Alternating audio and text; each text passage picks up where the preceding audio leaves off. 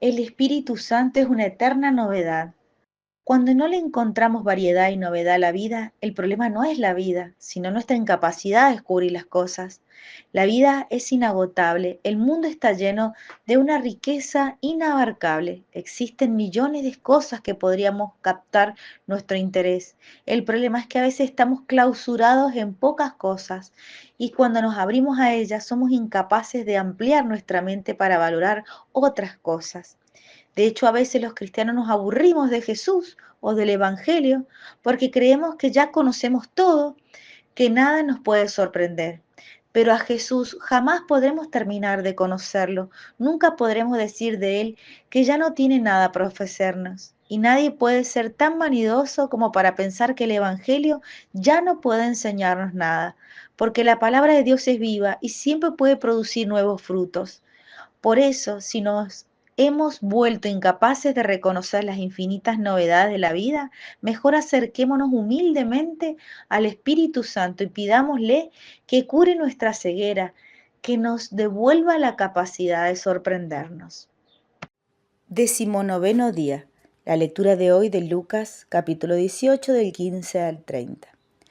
También le presentaban niños para que los tocase, viendo lo cual los discípulos lo reprendían. Jesús los llamó así diciendo: Dejad que los niños vengan a mí y no se lo prohibáis, que de ellos es el reino de Dios. En verdad os digo, quien no reciba el reino de Dios como un niño no entrará en él. Cierto personaje le preguntó diciendo: Maestro bueno, ¿qué haré para alcanzar la vida eterna? Jesús respondió: ¿Por qué me llamas bueno? Nadie es bueno sino solo Dios.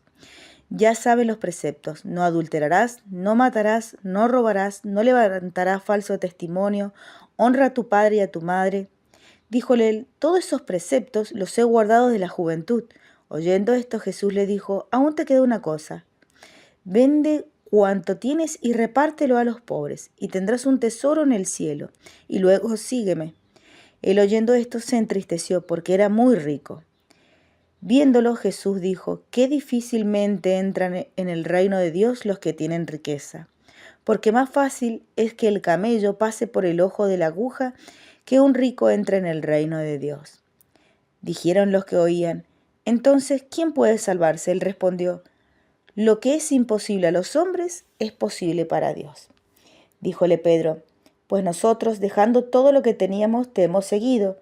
Él le dijo: en verdad os digo que ninguno que haya dejado casa, mujer, hermanos, padre e hijos, por el amor del reino de Dios, dejará de recibir mucho más en este siglo y en la vida eterna en el venidero. Es palabra de Dios, te alabamos, Señor.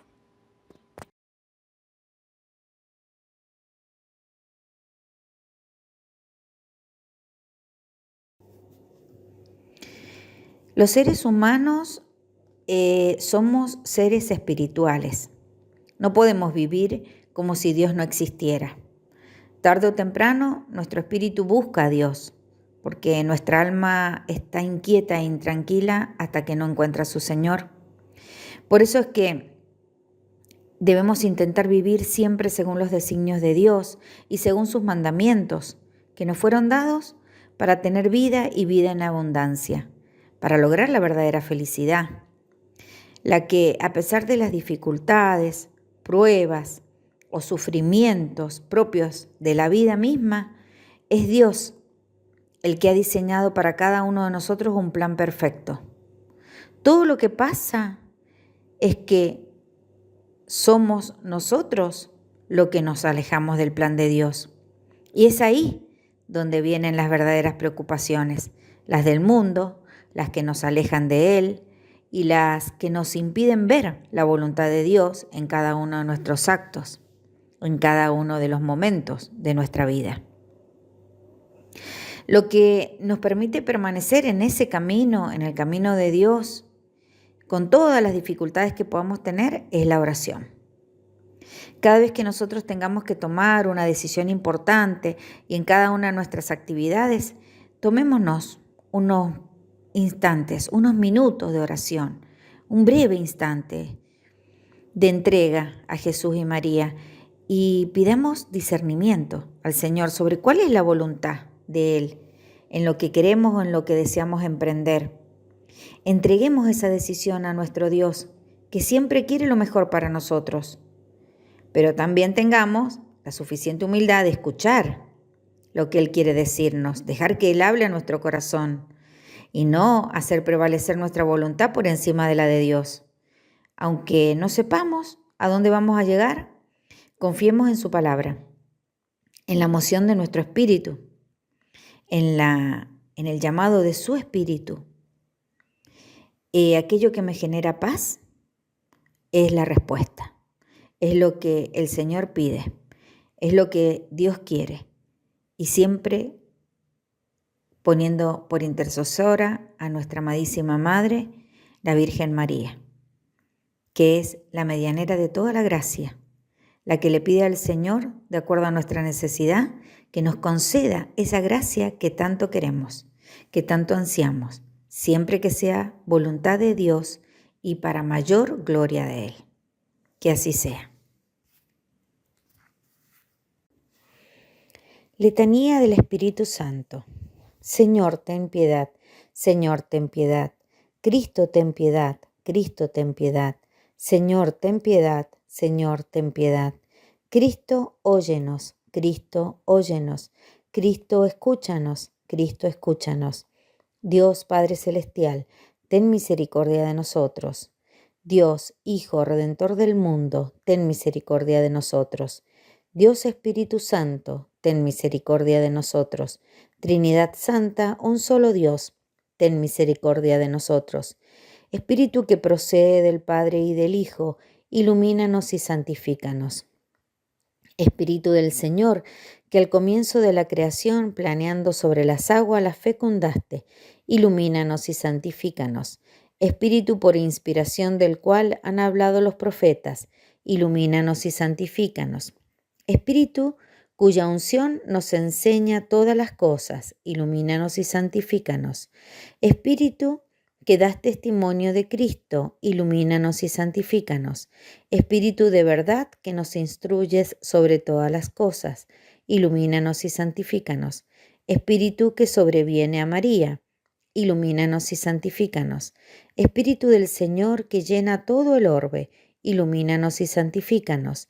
Espíritu de Dios que habita en nosotros, ilumínanos y santifícanos. Espíritu de sabiduría y de entendimiento, ilumínanos y santifícanos. Espíritu de consejo y de fortaleza, ilumínanos y santifícanos. Espíritu de ciencia y de piedad, ilumínanos y santifícanos. Espíritu de temor del Señor, ilumínanos y santifícanos. Espíritu de gracia y de misericordia, ilumínanos y santifícanos. Espíritu de fuerza, de dilección y de sobriedad, ilumínanos y santifícanos. Espíritu de fe, de esperanza, de amor y de paz, ilumínanos y santifícanos. Espíritu de humildad y de castidad, ilumínanos y santifícanos.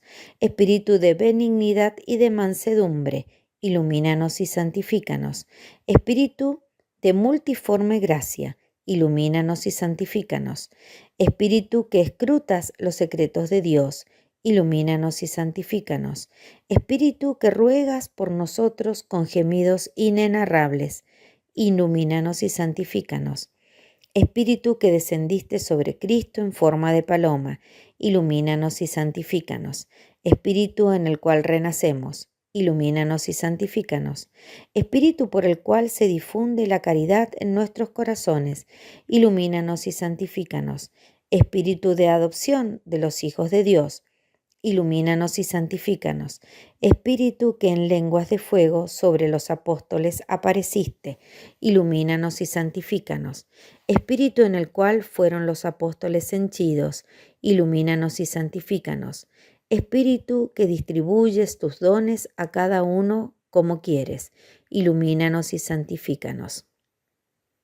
Sednos propicio, perdónanos, Señor. Sednos propicio, escúchanos, Señor.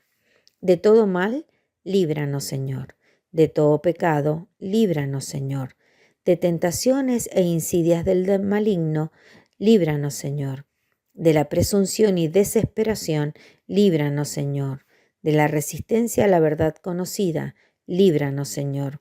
de la obstinación y de la impenitencia, líbranos, Señor, de la impureza de la mente y del cuerpo, líbranos, Señor, del espíritu de fornicación, líbranos, Señor, de todo espíritu del mal, líbranos, Señor. Por tu eterna procesión del Padre y del Hijo, por tu descenso sobre Cristo en el Jordán, por tu advenimiento sobre los discípulos, te rogamos, óyenos. En el día del juicio, nosotros pecadores, te rogamos, óyenos, para que así sea como vivimos del Espíritu, obremos también por Él, te rogamos, óyenos, para que recordando que somos templo del Espíritu Santo, no lo profanemos, te rogamos, óyenos, para que viviendo según el Espíritu, no cumplamos los deseos de la carne, te rogamos, óyenos, a fin de que por el Espíritu mortifiquemos las obras de la carne, te rogamos, óyenos, para que no contrictemos a ti, Espíritu Santo de Dios, te rogamos, óyenos, para que seamos solícitos en guardar la unidad del Espíritu en el vínculo de la paz, te rogamos, óyenos, para que no creamos a todo espíritu, te rogamos, óyenos, para que probemos a los espíritus si son de Dios, te rogamos, óyenos, para que te dignes renovar en nosotros el espíritu de rectitud, te rogamos, óyenos, para que nos confirmes por tu espíritu soberano, te rogamos, óyenos. Cordero de Dios, que quitas el pecado del mundo, perdónanos, Señor. Cordero de Dios, que quitas el pecado del mundo, escúchanos, Señor. Cordero de Dios, que quitas el pecado del mundo, ten piedad de nosotros. Asístanos, te pedimos, Señor, la virtud del Espíritu Santo, que purifique clemente nuestros corazones y nos preserve de todo mal. Te lo pedimos por el mismo Jesucristo, nuestro Señor. Amén. Letanía de Nuestra Señora. Señor, ten piedad. Señor, ten piedad. Cristo, ten piedad. Cristo, ten piedad. Señor, ten piedad. Señor, ten piedad. Cristo, óyenos. Cristo, óyenos. Cristo, escúchanos. Cristo, escúchanos. Dios, Padre Celestial, ten misericordia de nosotros. Dios, Hijo Redentor del mundo, ten misericordia de nosotros. Dios Espíritu Santo, ten misericordia de nosotros. Trinidad Santa, un solo Dios, ten misericordia de nosotros. Santa María, ruega por nosotros. Santa Madre de Dios, ruega por nosotros. Santa Virgen de las Vírgenes, ruega por nosotros. Madre de Cristo, ruega por nosotros. Madre de la Iglesia, ruega por nosotros. Madre de la Divina Gracia, ruega por nosotros. Madre Purísima, ruega por nosotros. Madre Castísima, ruega por nosotros. Madre Inviolada, ruega por nosotros. Madre Virgen, ruega por nosotros. Madre Inmaculada, ruega por nosotros. Madre Amable, ruega por nosotros. Madre Admirable, ruega por nosotros. Madre del Buen Consejo, ruega por nosotros. Madre del Creador, ruega por nosotros. Madre del Salvador, ruega por nosotros. Virgen prudentísima, ruega por nosotros. Virgen digna de veneración, ruega por nosotros. Virgen digna de alabanza, ruega por nosotros. Virgen poderosa, ruega por nosotros. Virgen clemente, ruega por nosotros. Virgen fiel, ruega por nosotros. Esclava del Señor, ruega por nosotros. Espejo de justicia, ruega por nosotros. Trono de sabiduría, ruega por nosotros. Causa de nuestra alegría, ruega por nosotros. Vaso espiritual, ruega por nosotros. Vaso honorable, ruega por nosotros. Vaso insigne de devoción, ruega por nosotros. Rosa mística, ruega por nosotros.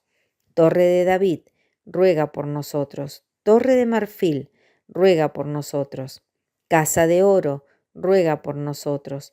Arca de la alianza, ruega por nosotros. Puerta del cielo, ruega por nosotros. Estrella de la mañana, ruega por nosotros. Salud de los enfermos, ruega por nosotros. Refugio de los pecadores, ruega por nosotros. Consoladora de los afligidos, ruega por nosotros. Auxilio de los cristianos, ruega por nosotros. Reina de los ángeles, ruega por nosotros. Reina de los patriarcas, ruega por nosotros. Reina de los profetas, ruega por nosotros. Reina de los apóstoles, ruega por nosotros. Reina de los mártires, ruega por nosotros.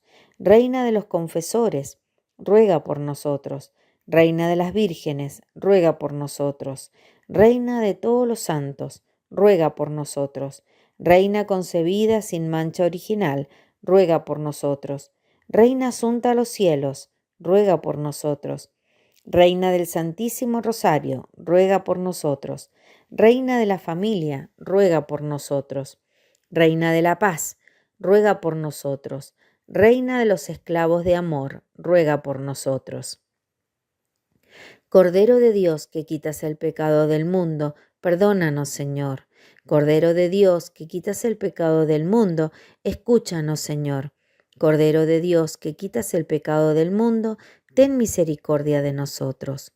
Ruega por nosotros, Santa Madre de Dios, para que nos hagamos dignos de las promesas de nuestro Señor Jesucristo. Amén. Te pedimos, Señor, que nosotros, tus siervos, gocemos siempre de salud de alma y cuerpo, y por la intercesión gloriosa de Santa María, la Virgen, líbranos de las tristezas de este mundo y concédenos las alegrías del cielo. Por Jesucristo nuestro Señor.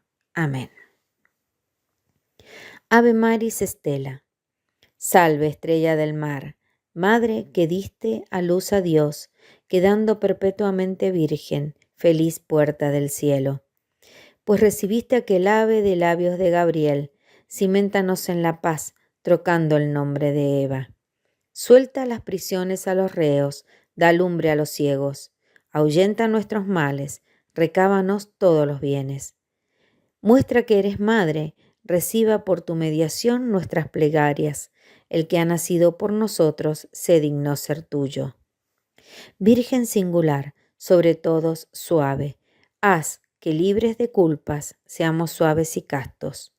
Danos una vida pura, prepara una senda segura, para que, viendo a Jesús, eternamente nos gocemos. Gloria sea a Dios Padre, honor a Cristo Altísimo y al Espíritu Santo, a los tres un solo honor. Amén. Día 19. Propósito. Rezo el credo con la intención que sane nuestra ceguera y nos devuelva la capacidad de sorprendernos.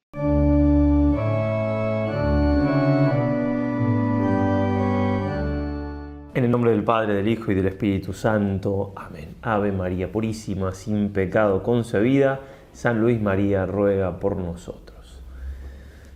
Bien, día 19 de esta preparación para consagrarnos o renovar nuestra consagración a María Santísima. Seguimos dentro de esta primera semana, después de los 12 días de preparación, 12 días que tratábamos de vaciarnos del mundo. Ahora esta primera semana tratando de conocernos más a nosotros mismos, de arrepentirnos de los pecados, pues ya lo hemos explicado, es el último día de esta primera semana, luego viene la semana 2 y 3, dentro de estos 33 días que además vamos viendo, leyendo, escuchando el librito el inmortal librito de San Luis María del Tratado.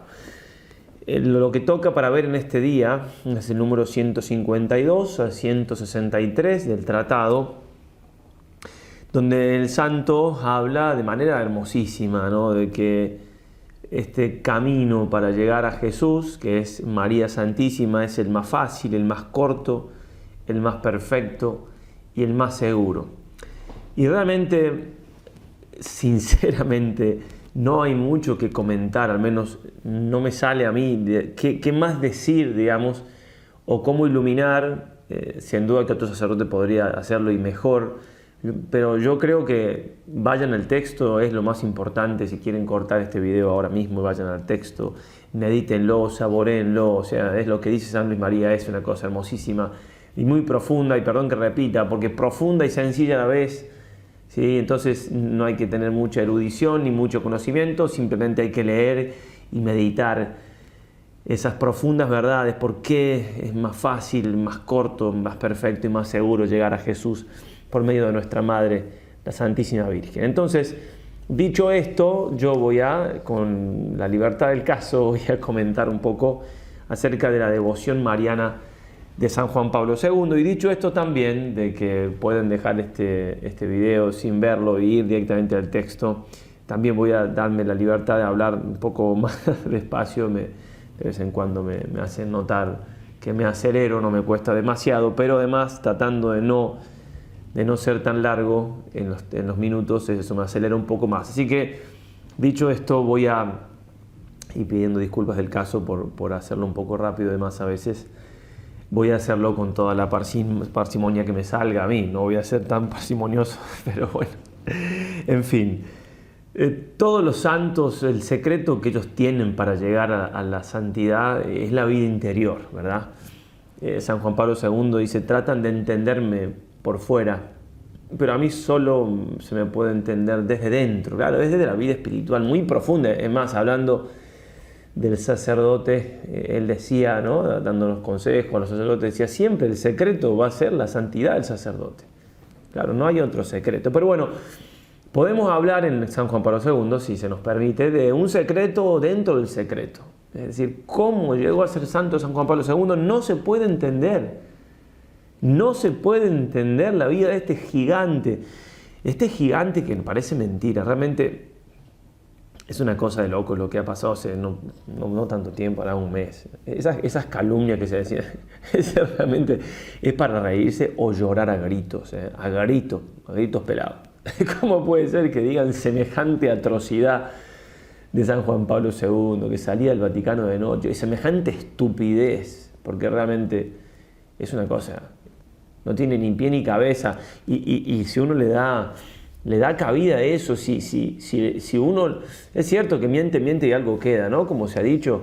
En fin, entonces si uno escucha algo de eso y tiene alguna duda, bueno, en fin, uno tiene que tratar de hacer un examen de conciencia de qué certeza tiene de las cosas, ¿verdad? Porque de un santo de la talla de él, y además de las cosas que le han criticado, que no hay por dónde, ¿verdad? No hay por dónde. Hay que tener mucho cuidado a qué cosas le damos entrada a nuestro interior nosotros porque digo, en fin, es una cosa que... Bueno, entonces, un gigante, realmente un gigante. Algunos números, pero números son números, ¿ah? Por eso algo ayudan, los números también ayudan, pero en definitiva, la figura de San Juan Pablo II que hizo caer el comunismo, ¿no? Y lo dicen los mismos comunistas, ¿eh? Bien, ¿cómo pensaron un hombre? Fue María el que lo hizo Juan Pablo II, la Santísima Virgen, de eso trataré de hablar. Cuando en el año 79, después del gran aplauso, creo que lo dije ya, pero no importa, después del gran aplauso, me confunde a veces lo que digo al frente de la cámara y lo que digo fuera de la cámara, y a veces repito y a veces la disculpa del caso. Año 79, los 15 minutos de aplausos, entre 10 y 15 en la Plaza de las Victorias, ¿no?, cuando San Juan Pablo II dio ese discurso famosísimo, nuestro fundador decía, hago votos, lo decía así, ¿no? Hago votos, año 79, ante la Iglesia, ante la historia y ante el mundo, para que se llame al Papa Juan Pablo Magno. Juan Pablo Magno, realmente un grande con G mayúscula. En nuestro caso, la familia religiosa del Verbo Encarnado lo tenemos como padre espiritual por todo lo que hizo por nosotros siendo sumo pontífice, y también por que tenemos más de 1100 citas suyas en nuestro derecho propio, constituciones y directorios. Bien, fue deportista, actor, escritor, filósofo, filólogo, teólogo, poeta. En todo lo que hizo, todo lo hizo bien. Sacerdote a los 26, papa, obispo a los 38. Cuando le eligieron obispo, se acordarán quizás de esa anécdota que él dijo, bueno, pues soy muy joven, y quien se lo estaba diciendo, no sé si era el nuncio u otro obispo, le dijo, tranquilo que eso con el tiempo se soluciona. Papa a los 56, ¿sí? Tercer pontificado más largo de la historia, 26 años y 5 meses. Primer papa polaco, el primer papa no italiano en 455 años. Llevó a cabo 146 visitas pastorales en Italia y 104 visitas pastorales en el extranjero. Recorrió más de 1.247.000 kilómetros, lo que representa casi 29 veces la vuelta a la Tierra y 3,24 veces la distancia de la Tierra a la Luna. El Papa más viajero de la historia, con 133 países visitados, la mayor parte de los cuales recibieron por primera vez a un pontífice. Dictó más de 20.000 discursos, convocó a la segunda celebración milenaria de la historia de la Iglesia, el Gran Jubileo del año 2000. También presidió el año mariano 1988, celebrando los 2000 años del nacimiento de la Santísima Virgen María. Recibió a más de 17 millones de personas en unas 1.100 audiencias generales. Además, recibió entre 2 y 4 millones de personas en audiencias concedidas a grupos específicos y autoridades de Estado. A esto se le pueden agregar los cientos de millones que asistieron a las celebraciones litúrgicas en Roma y el mundo presididas por el Papa. Y así podríamos seguir. Pero vamos entonces a lo que podemos llamar, repetimos, el secreto del Papa Magno, y fue su consagración, su materna esclavitud de amor a María Santísima. Podemos decir que la camaradería de San Juan Pablo II con nuestra Madre del Cielo comenzó ni bien haber nacido. En el parto mismo, la madre de Emilia, la madre del Papa, pidió que abrieran las ventanas para que escuchara, lo primero que escuchara al nacer fuera un canto a la Virgen que llegaba desde una parroquia muy cercana. A los 15 años ya pertenece a las congregaciones marianas, tenía la costumbre de llevar el rosario permanentemente enrollado alrededor de su brazo durante el día y el escapulario también de la Virgen del Carmen colgado al cuello. Fue ese escapulario el que se manchó de sangre en el atentado del 81. De joven conoce al sastre Jan Tyranowski, que fue como su director espiritual en ese tiempo, que marcó su juventud, lo introdujo en el estudio de San Juan de la Cruz. Después el Papa hizo su tesis seguramente de licenciatura, no sé, también doctoral, si mal no recuerdo, en San Juan de la Cruz. Por eso estudió castellano, sabía castellano el Papa también, entre otras muchas lenguas, por eso, por haber estudiado San Juan de la Cruz. Y también fue Jan Tyranowski, como vamos a leer ahora directamente de sus palabras, quien lo introdujo en el tratadito decimos por lo pequeño, no por lo poco importante ni por lo poco profundo, de San Luis María. Decía así el Papa en el libro Don y Misterio: mi manera de entender el culto a la Madre de Dios experimentó un cierto cambio. Estaba yo convencido de que María nos lleva a Cristo, pero en aquel periodo empecé a entender que también Cristo nos lleva a su Madre. Hubo un momento en el cual me cuestioné de alguna manera mi culto a María, considerando que si se hace excesivo, acaba por comprometer la supremacía del culto debido a Cristo. Me ayudó entonces el libro de San Luis María Grignion de Montfort titulado Tratado de la verdadera devoción a la Santísima Virgen. En él encontré la respuesta a mis dudas. Efectivamente, María nos acerca a Cristo, con tal de que se viva su misterio en Cristo. El Tratado de San Luis María Grignion de Montfort puede cansar un poco por su estilo un tanto enfático y barroco, pero la esencia de las verdades teológicas que contiene es incontestable. El autor es un teólogo notable. Su pensamiento mariológico está basado en el misterio trinitario y en la verdad de la encarnación del Verbo de Dios. Son todas frases muy profundas las que está diciendo el Papa, con mucho peso. Comprendí entonces por qué la Iglesia reza el Ángelus 3 veces al día. Tenemos que rezar el Ángelus 3 veces al día. En Pascua es la Regina Cheli, pero eso es una costumbre tradicional, digamos que es hermoso hacerlo. Entendí los cruciales que son las palabras de esta oración. El ángel del Señor anunció a María y ella concibió por obra del Espíritu Santo. He aquí la esclava del Señor, hágase en mí según tu palabra. Y el Verbo se hizo carne y habitó entre nosotros. Puso toda la oración del Papa. Son palabras verdaderamente decisivas. Expresan el núcleo central del acontecimiento más grande que ha tenido lugar en la historia de la humanidad. Esto explica el origen del totus tuus, todo tuyo. La expresión deriva de San Luis María Grignion de Montfort.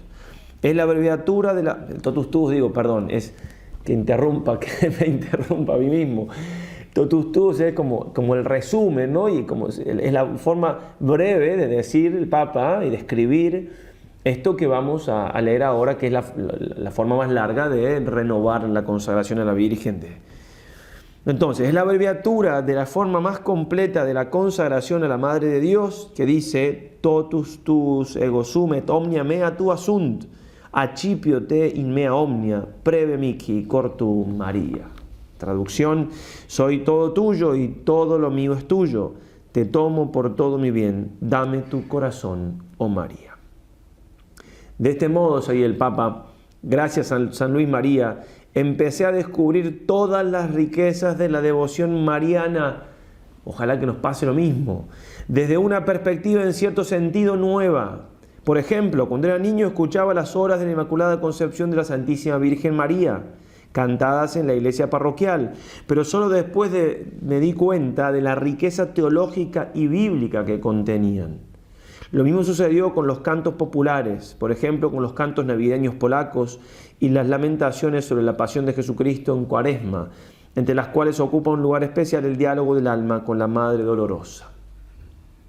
Algo más que decía el Papa al respecto de todo lo que ha dicho, por supuesto, del año 2000, en un coloquio internacional de Mariología, en un discurso el Papa decía: San Luis María Griñón de Montfort constituye para mí una significativa figura de referencia que me ha iluminado en momentos importantes de la vida. Cuando trabajaba en la fábrica Solvay de Cracovia, siendo seminarista clandestino, mi director espiritual me aconsejó meditar, está contando lo mismo, con algunos detalles más, en el Tratado de la verdadera devoción a la Santísima Virgen. Leí y releí muchas veces y con gran provecho espiritual este valioso librito de ascética, cuya portada azul se había manchado con soda cáustica en la fábrica. Leí y releí muchas veces y con gran provecho espiritual. Es lo que tenemos que hacer. Dicen, se lo he escuchado un monfortiano, que el Papa se sabía de memoria el libro de San Luis María, el tratado. Al poner a la Madre de Cristo en relación con el misterio trinitario, Montfort me ayudó a comprender que la Virgen pertenece al plan de la salvación por voluntad del Padre, como Madre del Verbo encarnado, que concibió por obra del Espíritu Santo. Toda intervención de María en la obra de regeneración de los fieles no está en competición con Cristo, sino que deriva de Él y está a su servicio. La acción que María realiza en el plan de la salvación es siempre cristocéntrica, es decir, hace directamente referencia a una mediación que se lleva a cabo en Cristo. Comprendí entonces que no podía excluir a la Madre del Señor de mi vida sin dejar de cumplir la voluntad de Dios Trino, que quiso comenzar a realizar los grandes misterios de la historia de la salvación con la colaboración responsable y fiel de la humilde esclava de Nazaret. Bueno, y ahora lo que vamos a seguir diciendo, ya extendiéndonos con la libertad a la cual hacía alusión y pedía de algún modo permiso al comienzo de la catequesis, son algunos momentos, situaciones o parte de la espiritualidad mariana de San Juan Pablo II en toda su vida, y en gran parte de esto vamos a seguir, o en todo, también como hemos hecho un poquito antes de leer esto del Papa, el libro de Sławomir Odler, el procurador de la causa del Papa, titulado ¿Por qué santo? Recordemos que Juan Pablo II, cuando se murió su madre a los 9 años, su papá, un hombre muy espiritual, ¿no?, que se despertaba de noche el Papa y lo veía rezando, ¿no?, fue impresionante, rezando arrodillado al lado de la cama, fue su primer seminario en su casa, ¿verdad? Bien, entonces él lo llevó, cuando murió su mamá, Emilia, a los 9 años del Papa, decía, lo llevó ante una imagen de la Virgen, su padre le dijo, ella ahora es tu madre. Sin duda, muy fuerte esa impresión para Juan Pablo II, que también le ayudó en este camino mariano. Pero ya vamos entonces, después de haber conocido el libro, ya siendo sacerdote en Roma, estudiante, 1946 al 48, tenía 26 al 28 años, su devoción lo empujaba a detenerse a rezar delante de las denominadas virgencitas romanas, los templetes votivos con imágenes y bajos relieves de la Virgen, que tantos hay en Roma. Cuando fue nombrado arzobispo de Cracovia en 1963, había encontrado el seminario poco menos que vacío. Entonces hizo este trato, este voto a la Virgen. Haré tantas peregrinaciones a pie a todos los santuarios, pequeños o grandes, próximos o lejanos, como número de vocaciones me concedas cada año. De repente el seminario comenzó a llenarse y 15 años después, 1978, cuando el Papa fue elegido tal, había 500 seminaristas en el seminario. Impresionante. De arzobispo peregrina frecuentemente a Calvaria Sebridowska, que es un santuario ahí de su diócesis, y luego de sus conversaciones con la Virgen encontraba inexplicablemente la solución para cualquier problema, lo aseguraba él mismo. Otro lugar mariano al que amaba particularmente era el santuario de Czestochowa, de la Virgen de Jasna Góra, la Virgen Negra, el tercer santuario más visitado hasta donde sé de toda Europa, el más importante por supuesto de Polonia. Cuando el gobierno comunista polaco quiso expropiar el edificio del seminario, lo primero que hizo él fue consagrarlo a la Virgen María. Lo primero que iba a hacer sino ponerlo bajo la protección de la Madre y confiarle el destino del seminario. Después mandó que los seminaristas regresaran antes de su actividad de verano y luego llamó al responsable gubernamental y le dijo que cuando se procediera a la expropiación, él estaría en la vereda de enfrente con todos los canónigos. Nunca se animaron a proceder. La intensidad y la concentración con las que dirigía a María, con las que se dirigía en su oración, conferían al Papa una aura casi sobrenatural. Cuenta entonces alguien que fue a visitarlo, después de una visita, de un diálogo que tuvieron, lo invitó a rezar el rosario por los jardines vaticanos. El Papa, dice, se encaminaba a la estatua de la Virgen de Lourdes y me pidió que me alejase un poco, si bien yo lo hacía de forma que pudiese seguir viéndolo. Se detenía durante al menos media hora para rezar de nuevo y daba la impresión de que su persona se transformaba incluso físicamente. El rosario era la oración preferida. Rezaba desde la terraza del rosario, desde la terraza de su apartamento, en un tiempo específicamente dedicado a esto. Un testigo que tras una conversación fue invitado a rezar el rosario con él, cuenta que pudo entender el valor del rosario junto con el Papa cuando, dice, en un momento él empieza a mirar, mientras rezaba miraba a Roma y en un momento le dijo, allí vive usted. Como que tenía todo presente, ¿no? Protegía su diócesis y el mundo, ¿no? Se trataba de un momento de vigilia por su diócesis, por toda la diócesis, por el mundo y por los que sufren. Sabía todo, dice, veía todo, sabía todo. Según sus propias enseñanzas, el Papa agrupaba en su corazón en cada Santo Rosario todos los hechos que componían su vida, las personas, las naciones, la Iglesia y la humanidad entera. Su devoción por María se incrementó vivamente cuando se aclaró que el tercer secreto de Fátima hacía ilusión al atentado de 1981. Es una cosa también impresionante, ¿no? El Papa fue profetizado en Fátima. Muchos testigos de su entorno confirmaron que el Papa relacionaba este dramático suceso con las apariciones también de la Reina de la Paz en Medjugorje, en la ex Yugoslavia, que habían empezado a producirse en junio de ese mismo año. En 1994, mientras el Papa preparaba el viaje pastoral a Cracovia, en uno de los mensajes la Virgen dice: queridos hijos, hoy me uno a vosotros en la oración de una manera especial, rogando por el don de la presencia de mi amado Hijo en vuestra patria. Rezad, hijos míos, por la salud de mi hijo predilecto que sufre, pero al que yo he elegido para estos tiempos. Una vez una persona le dijo luego del atentado: la Virgen sostendrá a su santidad en el sufrimiento. Y él respondió: ella ya me ha protegido, totus tuus. Sus viajes pastorales siempre incluían una peregrinación a un santuario mariano del país o del lugar que visitaba. Son muchas las veces en su vida, en las buenas y en las malas, que repite totus tuus. Esa entrega total a Dios, que fue la esencia de su santidad, se concreta a través de María. En honor de la Virgen quiso que en su escudo episcopal y luego papal figurase este lema, justamente totus tuus, inspirado en la doctrina de San Luis María. De hecho, el Papa, yendo en contra de las leyes de la heráldica, ¿no? Lo que regula un poco todo el tema de los escudos y demás, puso una letra, una M, que no se puede, en principio, en el escudo papal, ¿no? Para justamente estar presente la cruz y María al pie de la cruz. Mucho más habría para decir, y así no quiero tomarles más tiempo. Termino con las palabras del Papa Magno que refería a los jóvenes en el 2003 con ocasión de la Jornada Mundial de la Juventud.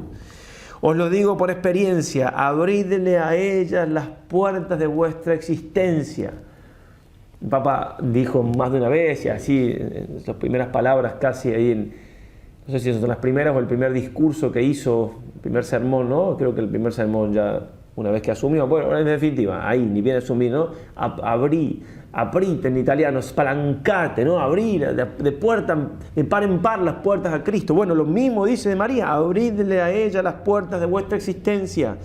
No tengáis miedo de abrir de par en par las puertas de vuestro corazón a Cristo a través de ella, que quiere llevaros a Él, para que seáis salvados del pecado y de la muerte. Ella os ayudará a escuchar su voz y a decir sí a todo proyecto que Dios piensa para vosotros, para vuestro bien y para el de la humanidad entera. Nos ponemos en manos de nuestra Madre, le pedimos su intercesión para prepararnos de la mejor manera, seguir preparándonos de la mejor manera para esta renovación o esta primera consagración a nuestra Madre. Pedimos también ayuda al santo que tenemos aquí, con esa cruz, ¿no? Que ese amor a la cruz, una de las cosas que decimos en estos días, que dice el libro, como ayuda a María a llevar la cruz, que todos tenemos que llevar, pero ella nos la hace más fácil, aún cruces muy duras. La protección maternal de María que tanto necesitamos. Muy bien, con mucho ánimo, no bajar los brazos, estamos ya un poquito más de la mitad, o casi, bueno, ahí, a la mitad de nuestra preparación, con mucho entusiasmo, porque de las ganas que pongamos, es el efecto que va a ser la gracia de Dios que nos lleva por María a nuestro corazón, para que podamos ser muy de ella, para ser muy de Él. Ave María y adelante.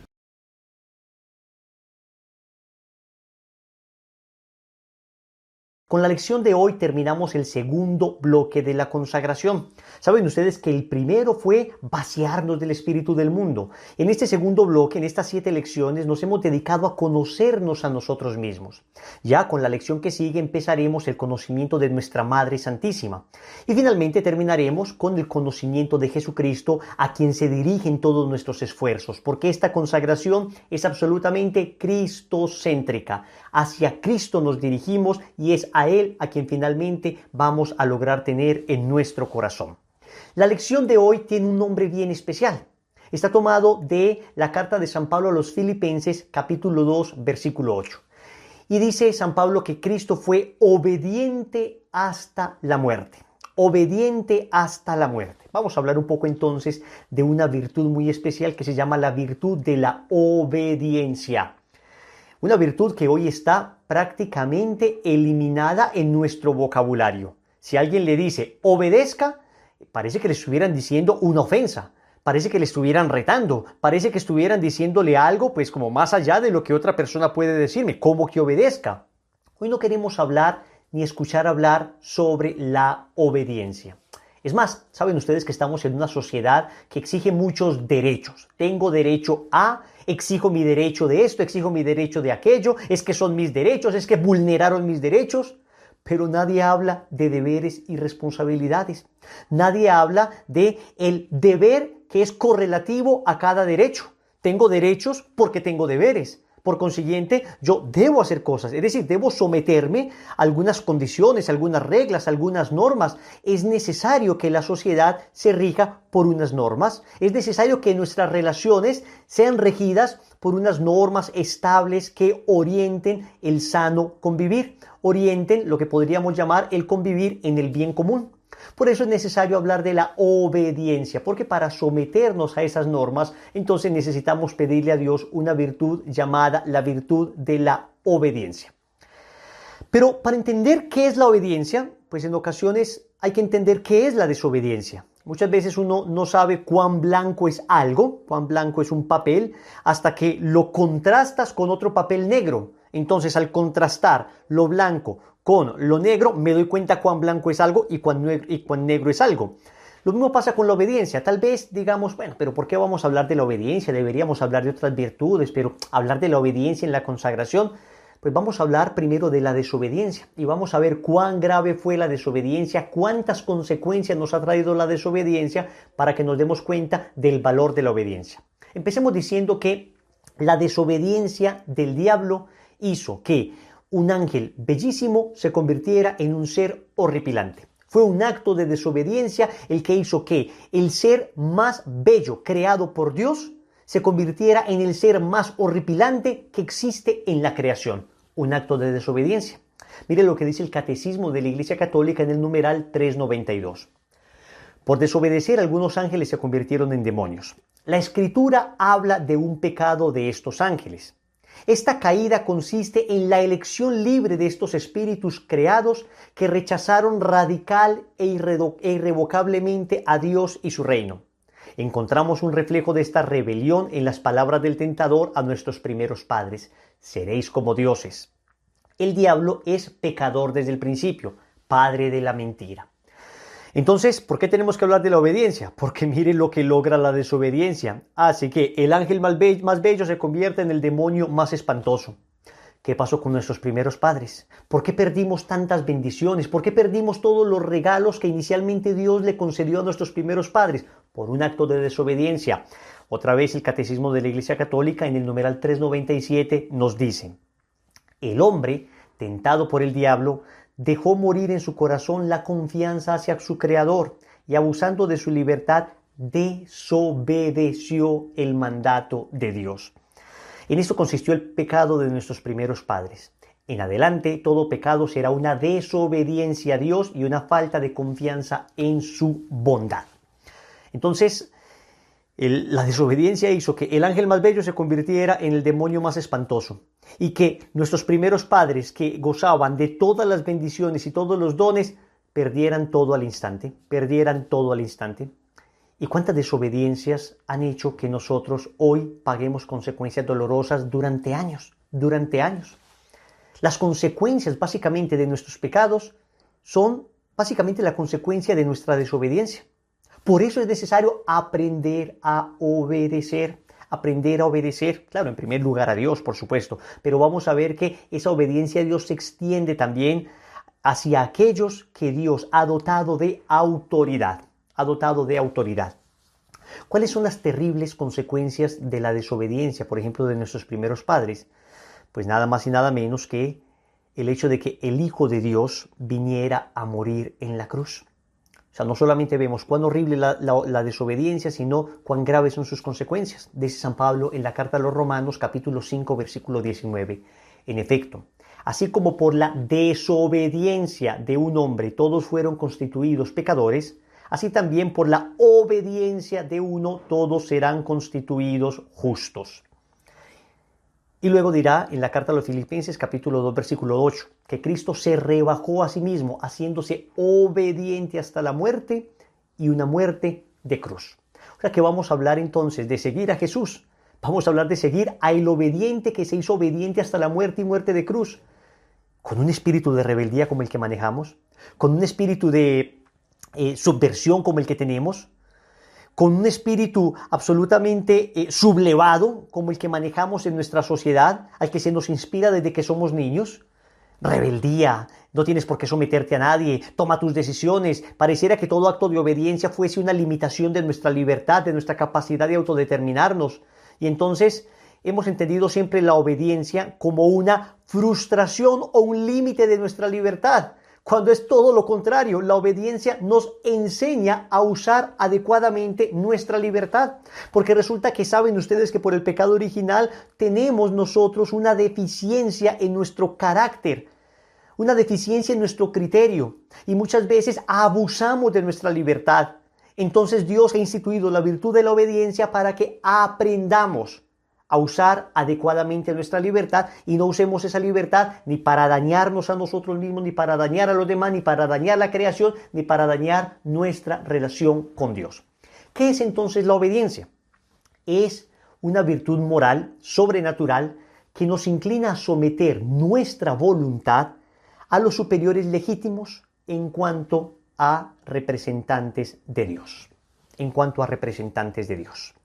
O sea que podemos decir que el fundamento de la obediencia, ya no solo a Dios, sino a aquellas personas que están revestidas naturalmente de autoridad, El fundamento de la obediencia se debe a que nosotros los católicos creemos que toda autoridad legítima procede de Dios. Wilson nos está diciendo que entonces basta que alguien revestido de autoridad diga algo para yo obedecerlo ciegamente. No te estoy diciendo eso. Te estoy diciendo que en principio aquellos que legítimamente están revestidos de autoridad merecen nuestra obediencia. Claro que hay unas condiciones y hay unos límites de la obediencia que lo vamos a ver a continuación. Pero el principio no puede ser el que manejamos nosotros de alguna manera, que es un espíritu de subversión, un espíritu donde permanentemente estamos nosotros buscando a quién desobedecer, permanentemente estamos buscando que nadie nos someta, permanentemente estamos buscando cómo sublevarnos. No, ese no puede ser el espíritu de un cristiano. Ese no puede ser el espíritu de un cristiano. Nuestras disposiciones naturales deben ser unas disposiciones a la obediencia. ¿Por qué? Porque sabemos que si Dios nos ha mandado obedecer, nos lo ha mandado por un bien, algo que se llama el bien común. Escúcheme en esto. Resulta que somos seres sociales.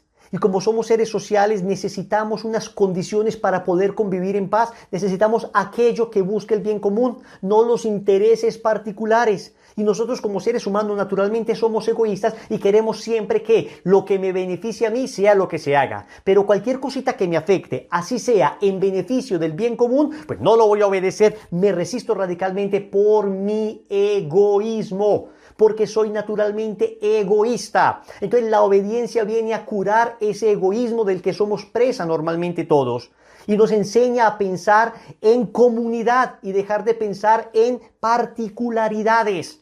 Por eso es importante la obediencia, y por eso Dios la estableció, porque toda sociedad necesita una cabeza. Porque entonces si todo el mundo opina y si todo el mundo hace lo que quiere, esto se convierte en una tremenda locura. Nos destruimos entre nosotros. Toda anarquía lleva necesariamente a la destrucción, lleva necesariamente al caos. Entonces, el fundamento de la obediencia lo encontramos en Dios. En realidad es a Dios a quien se obedece a través de estos superiores legítimos. Y le voy a leer un texto que tal vez ustedes nunca han escuchado en la Biblia. Repito, porque todo lo que suene a obedecer, a someter nuestra voluntad, a someter nuestra libertad, pareciera que estuviese o tuviese que eliminarse, porque no queremos que nos hablen de esto. Pues escucha lo que dice San Pablo en la carta a los Romanos, capítulo 13, versículo 1, y vamos a explicarlo. Cada uno en esta vida debe someterse a las autoridades. Y ya no habla solamente de Dios, sino a las autoridades legítimas. Pues no hay autoridad legítima, por supuesto, que no venga de Dios. Y los cargos públicos existen por voluntad de Dios. Es decir, otra vez, Dios ha dotado de orden, ha establecido criterios para el orden, la sana convivencia, para que todos busquemos el bien común. Por lo tanto, el que se opone a la autoridad, siempre hablando de la autoridad legítima, se rebela contra un decreto de Dios y tendrá que responder por esta rebeldía. No hay por qué temer a las autoridades cuando se obra bien, pero sí cuando se obra mal. Entonces, claro, tenemos esa aversión nosotros a la autoridad, tenemos esa aversión nosotros a las Fuerzas Armadas, tenemos esa aversión nosotros, pero en ocasiones es algo que se nos ha sembrado desde que somos niños, y lo que dice San Pablo es, hombre, en principio, estamos hablando del estado ideal, ¿no? Estamos hablando de unas condiciones donde la autoridad ejerza la autoridad de manera adecuada, no de manera abusiva, no de manera autoritaria, no de manera corrupta, porque ahora, repito, vamos a hablar de unas condiciones en las que se nos exigiría no obedecer, pero estamos hablando de términos generales de la media común buena. ¿Quieres vivir sin tener miedo a las autoridades?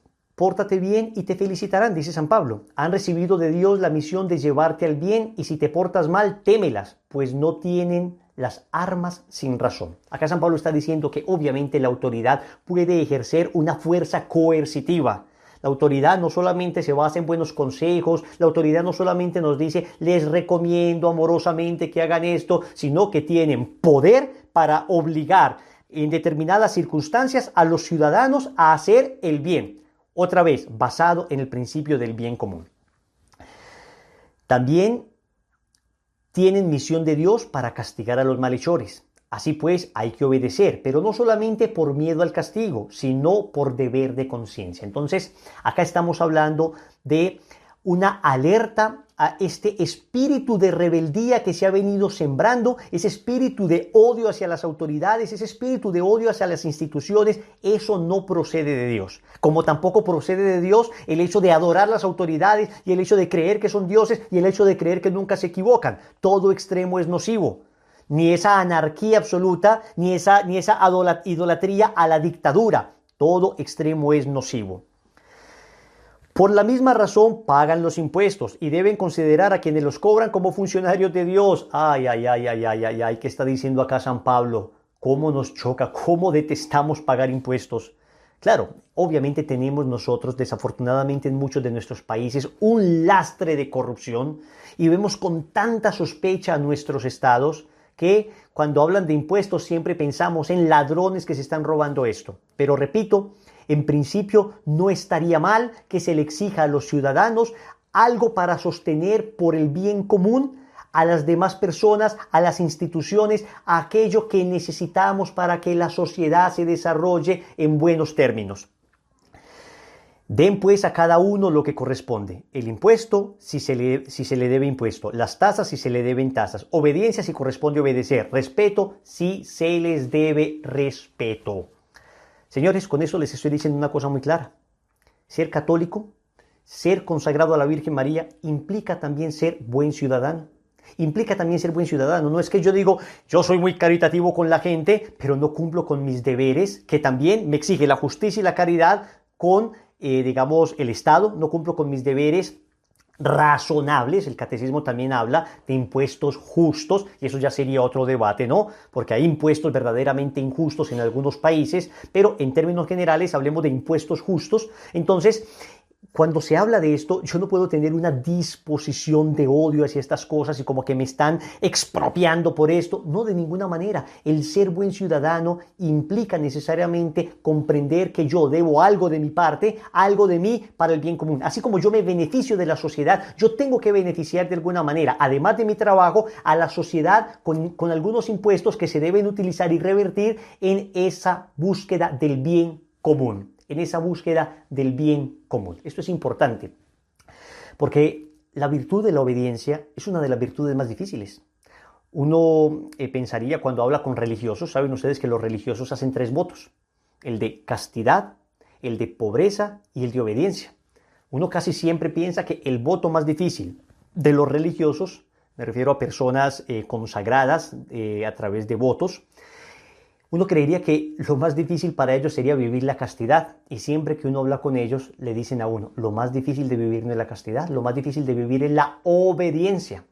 Porque con la pobreza, la virtud de la pobreza, digamos, tú das tus bienes materiales, no pasa nada, no pasa nada. Finalmente uno se da cuenta que cuando simplifica la vida, uno es capaz como de subsistir con más alegría y con menos apegos. Con la castidad, tú donas, digamos, tu cuerpo, tú donas naturalmente esos instintos que tienes y no pasa nada. Esto simplemente ayuda a ampliar la capacidad que tenemos de amar. Entonces, con la pobreza das tus bienes materiales, con la castidad tú de alguna manera donas tu cuerpo, pero con la obediencia tú estás donando tu voluntad. Y es muy difícil donar la voluntad, porque normalmente uno cree estar muy seguro y muy de acuerdo con uno mismo, y uno cree estar muy seguro de tener la razón permanentemente, y cuando viene otro a decirme, no, haz esto, cuando a mí me parece que deberíamos hacer aquello, entonces esto es un verdadero ejercicio de virtud y santifica, y santifica. Ahora bien, ¿quiénes son los legítimos o las legítimas autoridades? En el orden sobrenatural, las legítimas autoridades serían, por supuesto, el Santo Padre, por supuesto, nuestros obispos, por supuesto, nuestros sacerdotes, dentro de una comunidad religiosa, pues los superiores, dentro de algún movimiento, aquellos que estén revestidos de autoridad según los estatutos. Esas son, digamos, autoridades legítimas, ¿ok?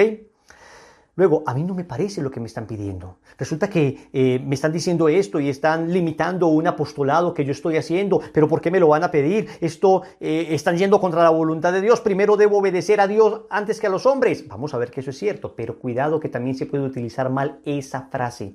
Cuando las legítimas autoridades eclesiásticas mandan algo que pertenece a su potestad mandar, entonces debemos obedecer aunque no nos guste, aunque no nos parezca. Y supongamos que efectivamente lo que mandaron fuera injusto. pues Dios se encargaría de sacar adelante esa obra que es suya, así como lo ha hecho con innumerable cantidad de santos, que por algún tipo de injusticia han tenido la orden de la autoridad para que callen, por ejemplo, para que dejen de administrar ministerios y administrar sacramentos, y luego Dios hace que resplandezca por la virtud de la humildad la santidad de esa persona. Miren que toda obediencia supone un acto de fe. Toda obediencia supone que estamos en manos de Dios y dejamos de pensar que lo que nosotros hacemos es trabajo nuestro. Si lo que nosotros hacemos es trabajo de Dios, ¿qué problema tenemos que de repente la autoridad eclesiástica nos diga, deja de hacer esto dentro de los límites en que pueden mandar? Ahora vamos a ver que existen unos límites. Pero ¿qué problema tenemos? Porque finalmente decimos nosotros, ok, pero es que finalmente yo estoy trabajando es para Dios, y si Dios a través de esta persona me está diciendo nomás, esto es problema de Dios, no es problema mío. Dejo de creer que las obras son mías, dejo de apropiarme de las obras y se las entrego a Dios, y ya Dios verá. Si quiere que esto siga, Él se encargará de alguna manera de hacer que esto siga. Y si no, de pronto Dios está salvando mi alma de una soberbia, está salvando mi alma, mi corazón, de algún pecado al que podría llegar, de avaricia, de lujuria, de alguna cosa, a través de este trabajo apostólico, por las tentaciones que se suceden a los trabajos apostólicos. Entonces, la obediencia supone un desprendimiento de mis propias obras, un desprendimiento al entender que son obras de Dios.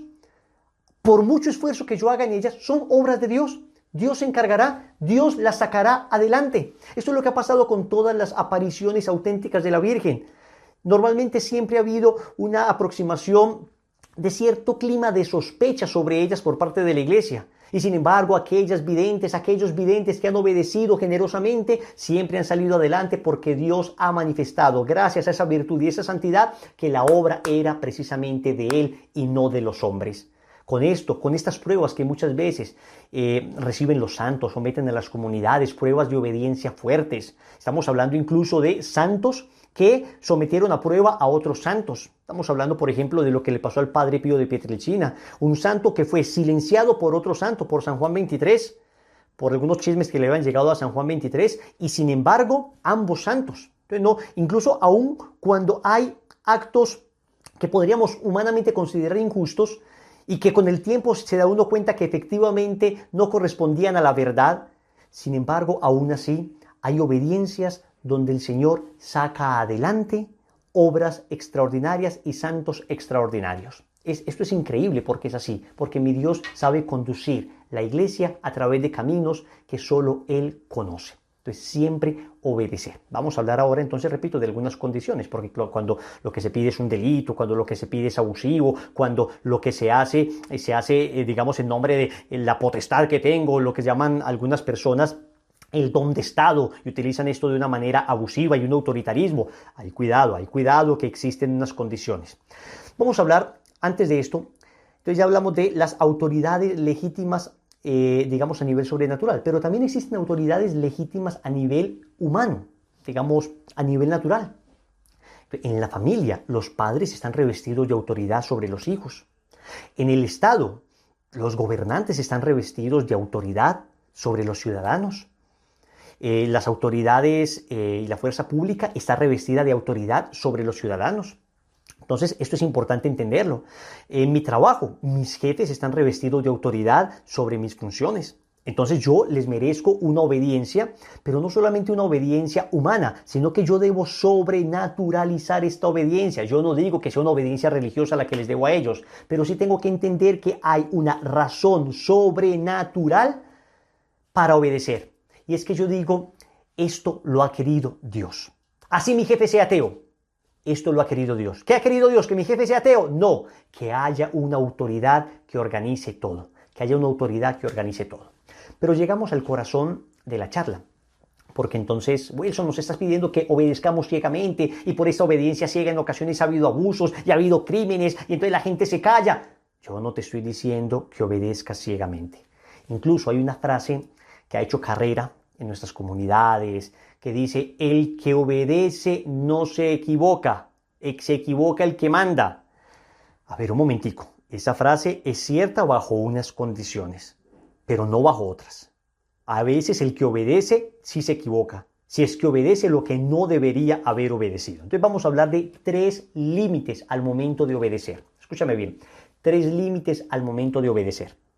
Entonces, no debo obedecer algo. Primero, cuando lo que se me pide es pecado, cuando lo que se me pide es algo inmoral. Sea quien sea. Si se me pide algo pecaminoso, yo no lo debo obedecer. Me lo puede pedir la autoridad que sea a nivel humano, me lo puede pedir la autoridad que sea a nivel espiritual y no lo debo hacer. Recuerden cuando San Pedro se presenta ante el Sanedrín, les ordenan que se callen, que no sigan predicando, y en Hechos de los Apóstoles capítulo 5 versículo 29 San Pedro lanza esa frase maravillosa: antes se ha de obedecer a Dios que a los hombres.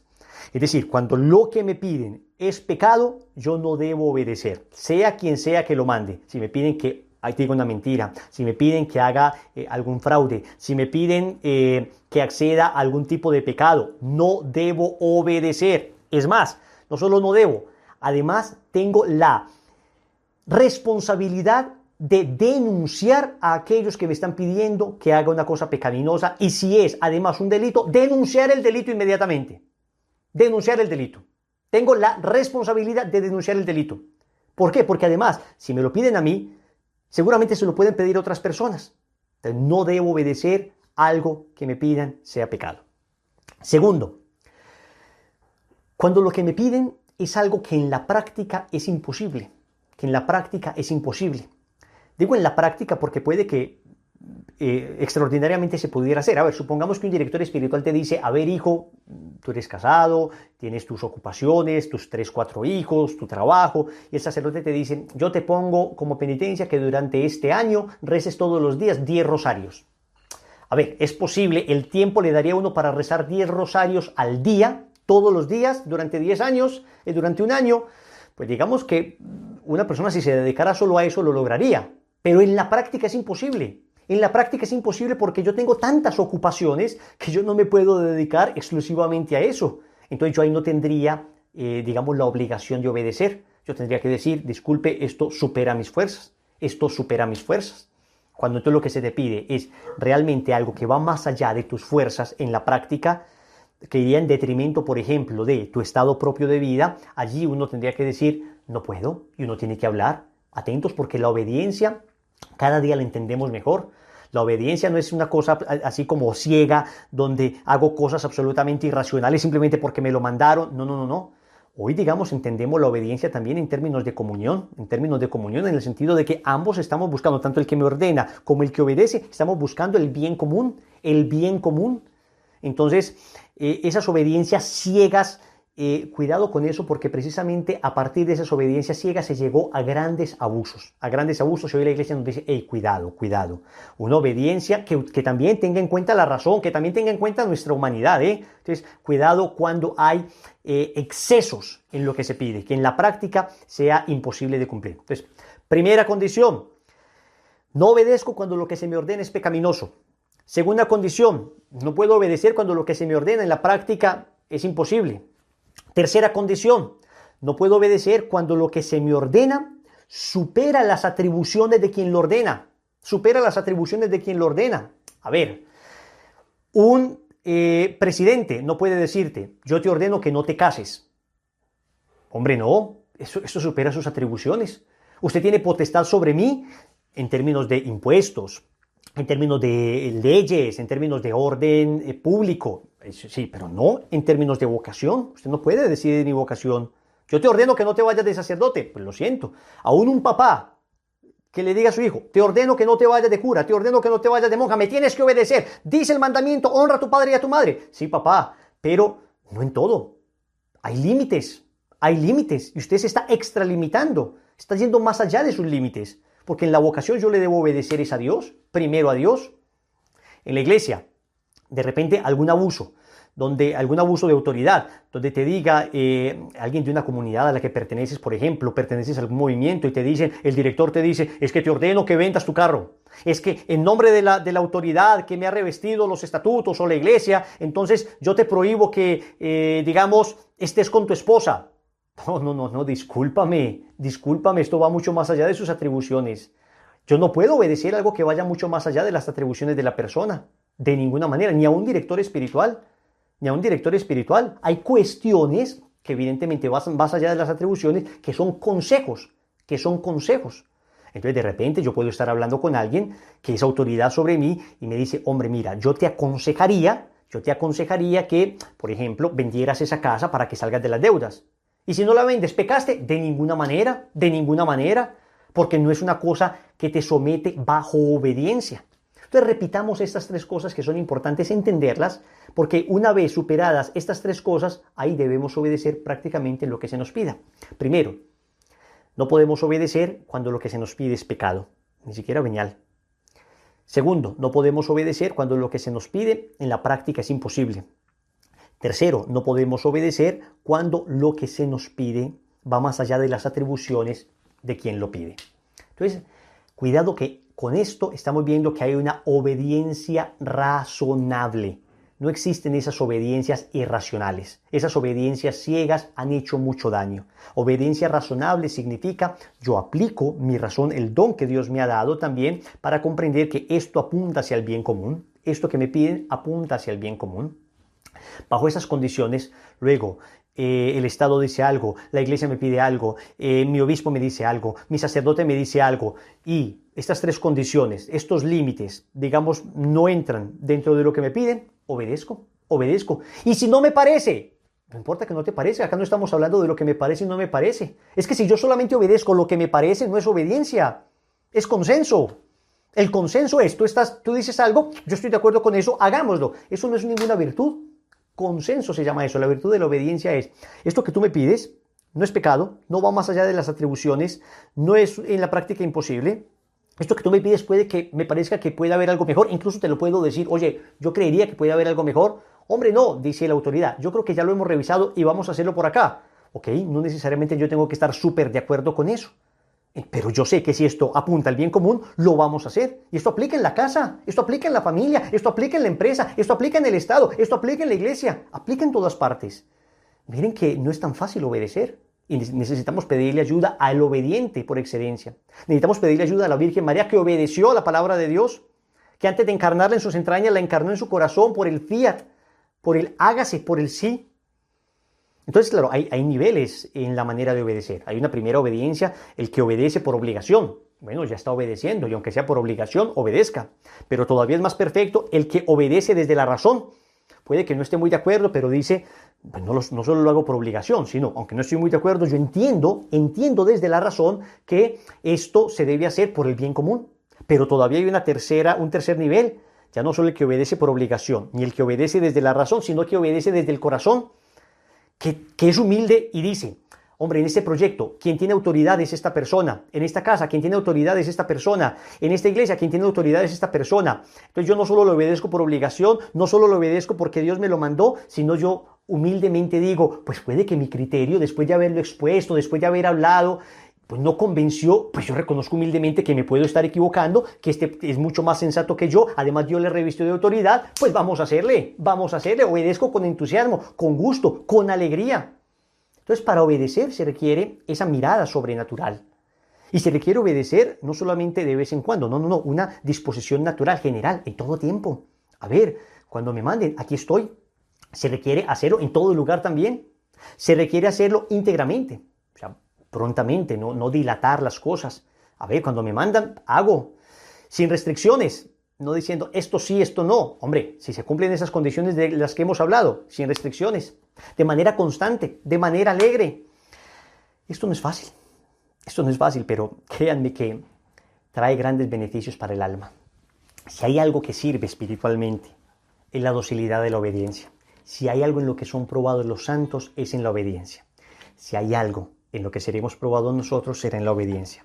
Hay que obedecer a Dios antes que a los hombres, dice Hechos 5:29. Bueno, no sé si conocéis una famosa sentencia de Lope de Vega, pues un clásico de la literatura española, ¿no? Que dice, todo lo que manda el rey, pero va contra lo que Dios manda, no tiene valor de ley, ni es rey quien así se desmanda. Menuda sentencia, ¿no? La de Lope de Vega, pero obviamente hace referencia a esto mismo, ¿no?